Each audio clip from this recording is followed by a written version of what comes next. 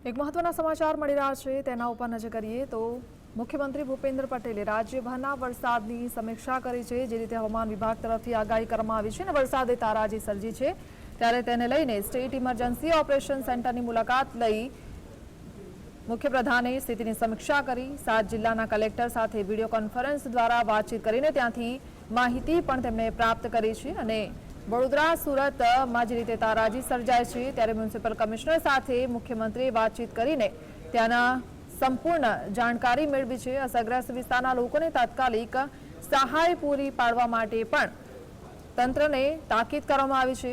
વીજ પુરવઠો તત્કાલ રિસ્ટોર કરવા મુખ્યમંત્રીએ આદેશ આપી દીધા છે। તો એનડીઆરએફ અને એસડીઆરએફની વધારે ટીમને સતર્ક રહેવા માટે પણ આદેશ આપી દેવામાં આવ્યા છે। તો રાજ્યભરના વરસાદની સમીક્ષા લેતા ભૂપેન્દ્ર પટેલે કલેક્ટર સાથે વાતચીત કરીને ત્યાંની સંપૂર્ણ જાણકારી મેળવી છે। એ પછી વડોદરા હોય, સુરત હોય કે પછી જ્યાં વરસાદે તારાજી સર્જી છે એ તમામ સ્થાન ઉપરથી માહિતી કલેક્ટ કરી રહ્યા છે અને જે પણ જરૂરિયાત હોય એ પછી એનડીઆરએફની ટીમની હોય, એસડીઆરએફની ટીમને લઈને હોય કે પછી અન્ય કોઈ પણ જરૂરિયાતને પૂરી કરવા માટેની તાકીદ પણ કરી છે અને સાથે જ જ્યાં વીજ પુરવઠો ખોરવાયો છે ત્યાં ત્વરિત વીજ પુરવઠો પૂર્વવત કરવાનો આદેશ પણ આપવામાં આવ્યો છે।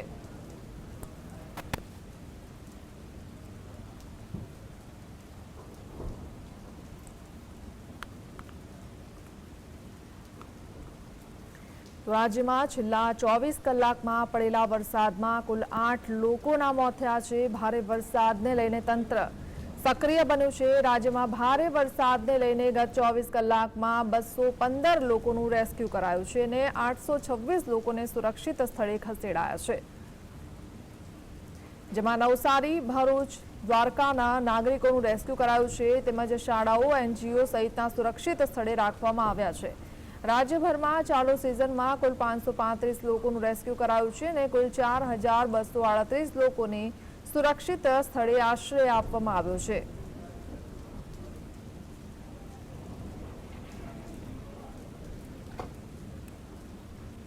તો રાજ્યભરમાં જે રીતે વરસાદે કહેર વર્તાવ્યો છે તેને લઈને સત્તાધીશ પણ હવે સક્રિય થઈ ગયું છે અને ભૂપેન્દ્ર પટેલે પણ કલેક્ટર સાથે, કમિશનર સાથે પણ વાતચીત કરીને સ્થિતિનો તાગ મેળવ્યો છે।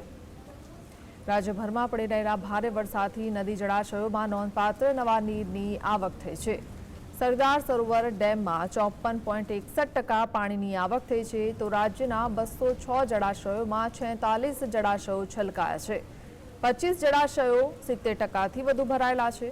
51 ડેમ હાઈ એલર્ટ પર છે જ્યારે 12 જળાશયો વોર્નિંગ હેઠળ મુકાયા છે।